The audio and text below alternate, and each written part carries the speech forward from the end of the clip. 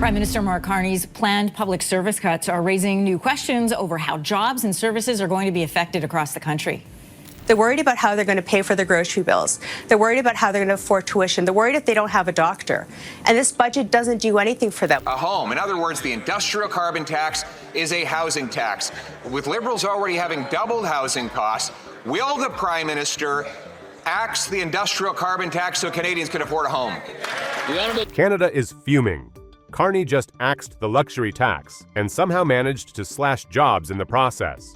Because nothing says smart economics like giving the rich a discount while regular workers get the bill. But here's where it gets weird. Was this reform a blunder or a setup so clever it backfired? The cost of this Liberal budget will drive up the cost of food, housing, and everything else that Canadians buy. So here we are another week, another headline that sounds like satire. Yep, you heard that right. Mark Carney, the man once hailed as the financial wizard who could fix Canada's economy, just handed the rich a golden ticket, and regular Canadians, they're getting pink slips instead. And the Prime Minister has broken every single promise he made just 7 short months ago. He promised a $62 billion deficit. He delivered nearly an $80 billion deficit. It's like watching a firefighter show up to a blaze with gasoline confident, smiling, and completely unaware he's the problem. Carney's first full budget since taking office was supposed to be the Great Reset, a bold, forward-thinking plan that would rebuild confidence and put people back to work. What Canada got instead was a $78 billion deficit. Danny, experts say this was more of a big picture budget with not too many takeaways that would impact Canadians tomorrow or in their daily life in the short term. Morning. How are you? At an Ottawa light rail yard the morning after the budget, the Prime Minister highlighted its $51 billion Build Communities Strong local infrastructure fund. Canada's strength wasn't built in the halls of Parliament. It was built in our communities. An attempt to make a high-level budget he calls generational, relevant for average Canadians. As many economists say, while positive, there were not many takeaways to impact daily life. The government is moving in the right direction, but seem hesitant to go all in on this. When we look at the amount of support that was provided to the economy is less than we were expecting. We looked at the depth of the cuts. It was less than we were expecting. Randall Bartlett points to previously announced tax cuts and a new promise to lower bank fees as impactful, but a budget with a tricky big picture narrative. The tough thing that I think we'll see is that a lot of this is going to help kind of prevent Canada from being in a worse situation because of the trade war with the U.S. They're worried about how they're going to pay for their grocery bill. A plan to chop roughly 40,000 public sector jobs and a tax break for people buying yachts and private jets. No, that's not a joke. It's right there in black and white. His government officially scrapped the luxury tax on high-end boats and planes, claiming it would boost industry competitiveness. Your report outlines which department could bear the brunt of these cuts. We're going to outline those for people now. By 2028, you say more than 14,000 job losses at the CRA, Canada Revenue Agency. Translation: fewer taxes for millionaires, more misery for everyone else. And just like that, the luxury tax, a policy designed to make sure the ultra-rich at least paid something for their floating mansions and flying toys, vanished overnight, while Canadian families line up at food banks and can't find affordable housing. The Prime Minister highlighted its $51 billion Build Communities Strong local infrastructure fund. Canada's strength wasn't built in the halls of Parliament. It was built in our communities. Carney decided now was the perfect time to help yacht builders and jet dealers recover.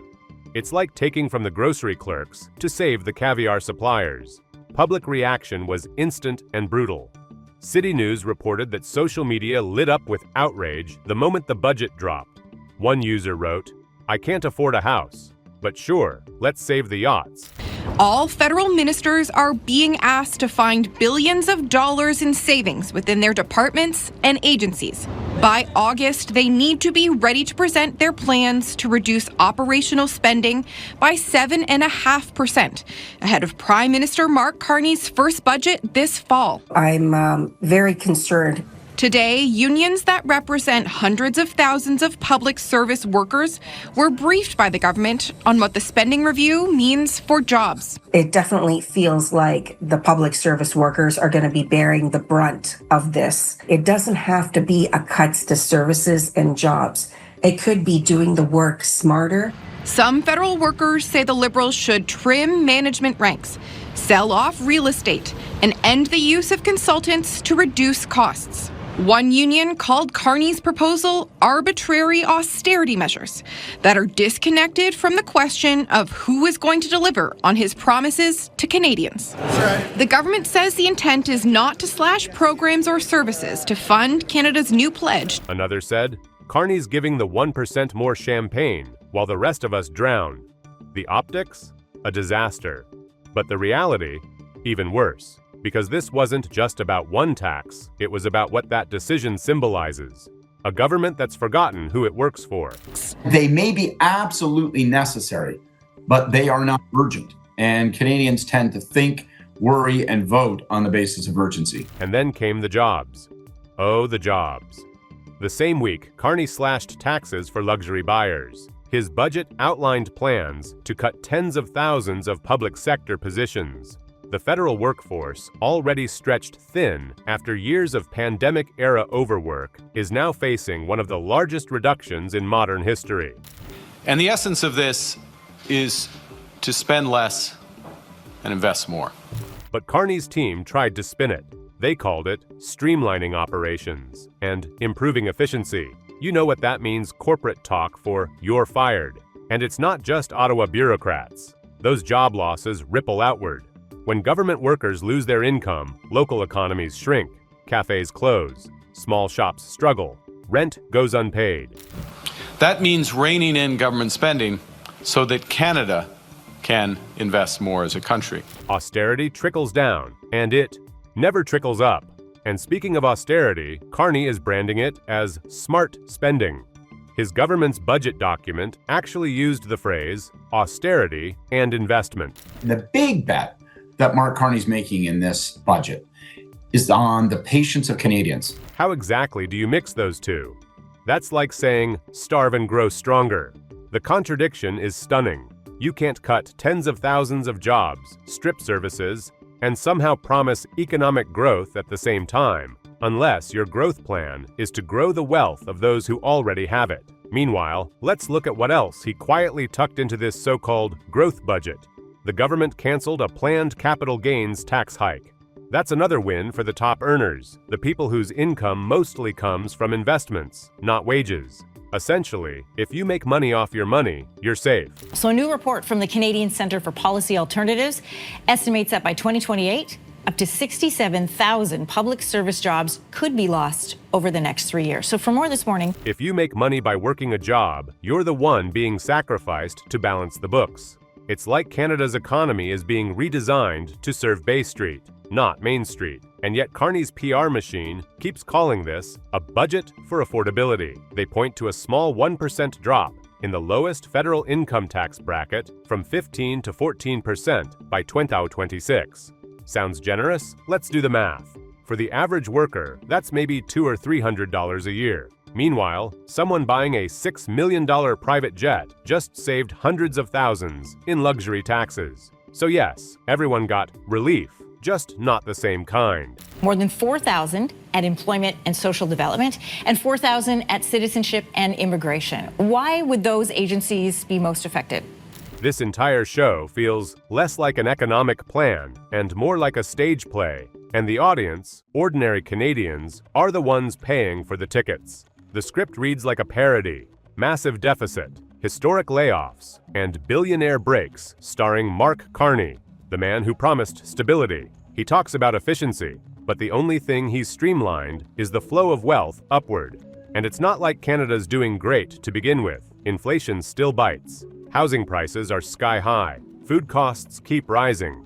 The unemployment rate hit 6.9%, the highest since 2023. That's 1.6 million Canadians out of work or underemployed. They're service departments, so they provide a lot of services to Canadians, and therefore they have a lot of staff to provide those services. And so when you ask departments, you got to take a 15% cut. Against that backdrop, cutting jobs and taxes for the rich isn't just tone deaf, it's reckless. It tells people struggling to survive that their government is rooting for someone else. Even political opponents couldn't believe it. Conservative MPs, usually quick to praise business-friendly measures, blasted Carney for what they called an elitist economic betrayal. It ends up being a lot more staff in places where you've got a lot of services that are being delivered. These are very frontline departments. So CRA is, this is the department that does your taxes, does business taxes. The NDP's Jagmeet Singh called it Robin Hood in reverse.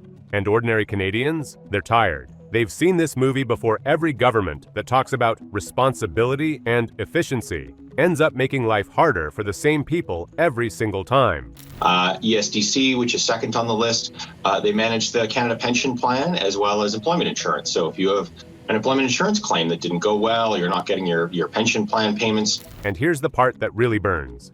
Carney used to be the guy warning against this kind of policy making. Remember, before politics, he was the governor of the Bank of Canada, the cool, collected technocrat who supposedly understood balance and fairness. But once in power, he turned into what critics call the CEO Prime Minister, a leader obsessed with numbers on spreadsheets instead of the humans those numbers represent. The truth is, this luxury tax decision was never about fixing inefficiencies. It's about ideology. It's about sending a message to corporate Canada. Don't worry, we've got your back. So the mood is, a little lower. But it's the unknown. Public servants are on edge, waiting to see how deep the federal government is willing to cut.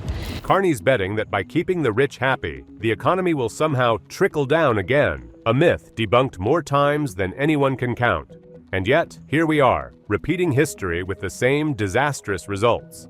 So while Mark Carney stands at a podium, promising growth and innovation, thousands of families are bracing for pink slips. While he tells reporters he's streamlining for the future, workers at government offices are emptying their desks. And while billionaires celebrate their new tax-free toys, the rest of the country is wondering, who's next on the chopping block? August, they need to be ready to present their plans to reduce operational spending by 7.5%. The aftermath made it worse because the fallout from Carney's luxury tax stunt hit faster than anyone expected. Within days of the announcement, Canada's manufacturing sector started ringing alarm bells. The supposed job-saving rationale behind cutting the tax on private jets and luxury boats? Total mirage. Shipyards and aviation plants didn't start hiring. They started hesitating. The industry's main associations quietly admitted that global demand for these products wasn't suddenly going to skyrocket just because Canada made them cheaper for billionaires. It definitely feels like the public service workers are going to be bearing the brunt of this. It doesn't have to be a cuts to services and jobs. It could be doing the work smarter. Meanwhile, the country's largest public sector union launched an emergency campaign titled Hands Off Our Jobs, warning that the government's efficiency drive was nothing but mass layoffs in disguise. Social media flooded with videos from laid-off workers sharing their stories of people who had served in government for over a decade, now suddenly told they were redundant. One union called Carney's proposal arbitrary austerity measures that are disconnected from the question of who is going to deliver on his promises to Canadians. One woman from Ottawa said she got the news via a 3-minute video call. No severance details, no transition plan. That's the human side of Carney's so-called modernization. And yet, as people scrambled to figure out their future, Carney's communications team went into full defense mode. Some federal workers say the Liberals should trim management ranks, sell off real estate, and end the use of consultants to reduce costs. His finance minister claimed that the layoffs were strategic adjustments to reduce bureaucracy and make the public service more digitally efficient. Because apparently AI and automation can replace real people's livelihoods now. Funny how these buzzwords, digital efficiency, modernization, streamlining, always seem to mean someone else loses their job while executives get a raise. Critics from across the political spectrum started pointing out what everyone was thinking. This isn't reform, it's corporate restructuring on a national scale. You don't fix a struggling economy by deleting its workforce. The government says the intent is not to slash programs or services to fund Canada's new pledge to spend 5% of GDP on defense. You don't build confidence by telling 40,000 families they're expendable. But in Carney's boardroom-style leadership, people are numbers, not citizens.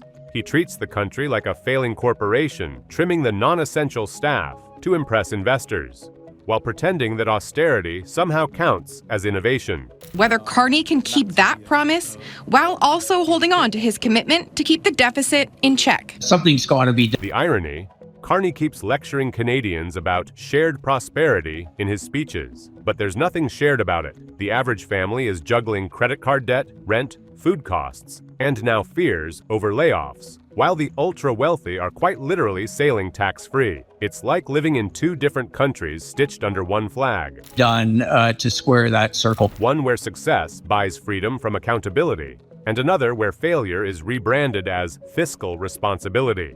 Meanwhile, the political fallout keeps growing. Opposition parties have found their new rallying cry, the yacht budget. It's catchy, brutal, and impossible for Carney to shake off. Every time he appears in public, protesters show up waving inflatable boats and placards reading, "Where's my tax break, Captain Carney?"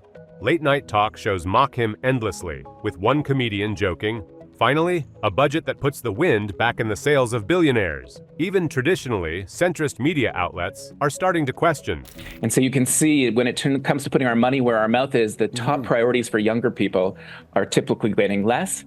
Whether the Prime Minister is out of touch with the country he claims to represent. But what's truly alarming is the mood among ordinary Canadians. There's a growing sense of fatigue, not just anger, but exhaustion. People feel like they're stuck in a cycle of being promised change and getting the same elite-serving policies in a new wrapper. We absolutely want to be helping those who are economically vulnerable in their retirements.